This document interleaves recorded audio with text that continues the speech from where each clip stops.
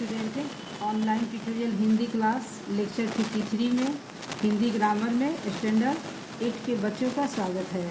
बच्चों, आपने summer vacation से पहले हिंदी ग्रामर में 4 चैप्टर पढ़ा था।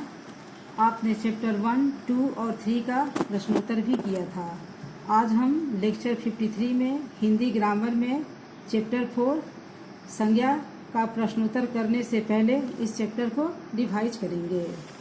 बच्चों,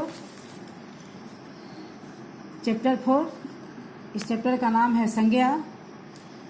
आप यहाँ देख रहे हैं कि झूरी नाम का एक किसान था। वह एक गांव में रहता था। उसके पास 2 बैल थे, हीरा और मोती। दोनों बैलों में बहुत प्यार था। झूरी उनके चारे पानी का बहुत ध्यान रखता था। वह अपने बैलों को बहुत चाहता था। पशु भी प्यार के भूखे होते हैं।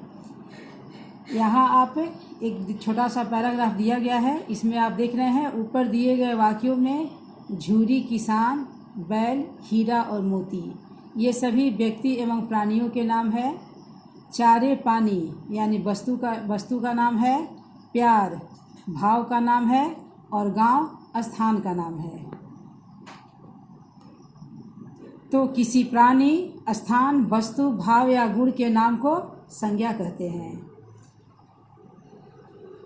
अब आप समझ गए कि संज्ञा किसे कहते हैं। तो संज्ञा किसी प्राणी, स्थान, वस्तु, भाव या गुण के नाम को संज्ञा कहते हैं। संज्ञा के 3 भेद हैं: व्यक्तिवाचक संज्ञा, जातिवाचक संज्ञा और भाववाचक संज्ञा। अब व्यक्तिवाचक संज्ञा किसे कहते हैं?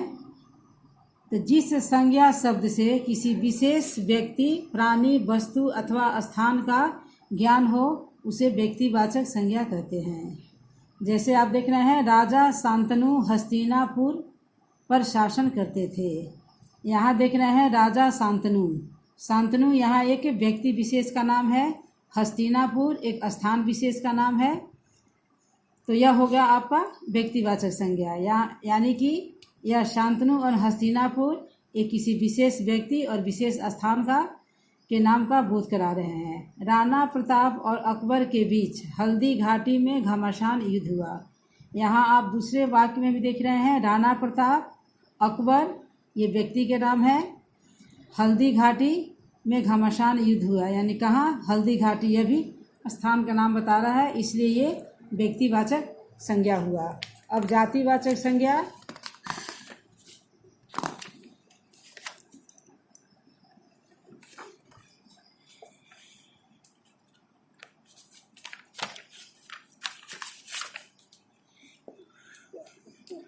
अब यहाँ देखेंगे ख है जातिवाचक संज्ञा, यानी जो संज्ञा शब्द किसी प्राणी, स्थान या वस्तु की पूरी जाति का बोध कराते हैं वे जातिवाचक संज्ञा शब्द कहलाते हैं। जो संज्ञा शब्द किसी प्राणी, स्थान या वस्तु की पूरी जाति का बोध कराते हैं।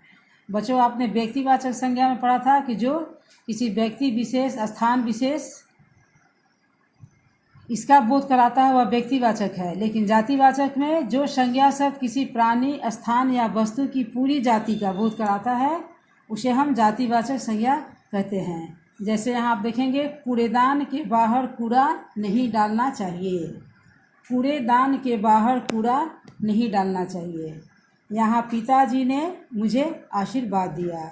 यहाँ कूड़ेदान और कूड़ा, पिताजी, ये सभी पूरे जाति का बोध करा रहा है, इसलिए यह आपका जातिवाचक संज्ञा हुआ। अब यहाँ इसमें आप एक विशेष बात ध्यान देंगे कि कभी कभी व्यक्तिवाचक संज्ञाएं जातिवाचक संज्ञाओं की तरह प्रयुक्त होती हैं। जैसे आप देख रहे हैं कि आज भी भारत में हरिश्चंद्रों की कमी नहीं है।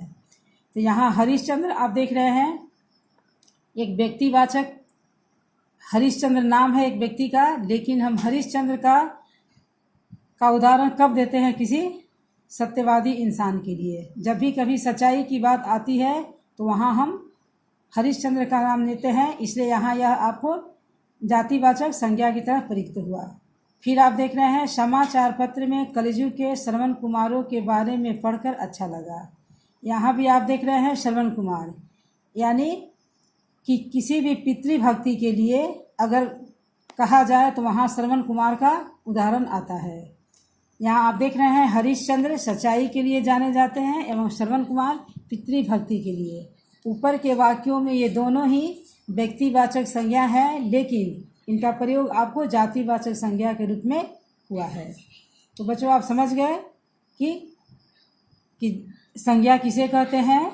संज्ञा के भेद में आप व्यक्तिवाचक संज्ञा किसे कहते हैं और जातिवाचक संज्ञा किसे कहते हैं। यहाँ आपने एक विशेष बातें सीखी कि कभी कभी व्यक्तिवाचक संज्ञा भी जातिवाचक संज्ञा की तरह प्रयुक्त होती है। यहाँ आपने 2 उदाहरण देखा, हरिश्चंद्र और श्रवण कुमार का। फिर यहाँ देख लेंगे कभी कभी जातिवाचक संज्ञा व्यक्तिवाचक संज्ञा की तरह भी प्रयुक्त होती है, जैसे शास्त्री जी का नारा था जय जवान जय किसान। यहाँ आप देख रहे हैं कि जातिवाचक संज्ञाएं व्यक्तिवाचक संज्ञा की तरह प्रयुक्त होती है।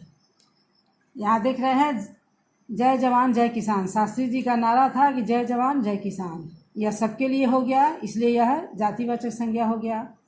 नेहरू जी बच्चों को बहुत चाहते थे। यहाँ पंडित जवाहरलाल नेहरू। टैगोर को गीतांजलि के लिए नोबेल पुरस्कार से सम्मानित किया गया था। यहाँ रविंद्रनाथ टैगोर। ये आपको व्यक्तिवाचक संज्ञा है, लेकिन ये जातिवाचक संज्ञा के रूप में प्रयुक्त हुआ है।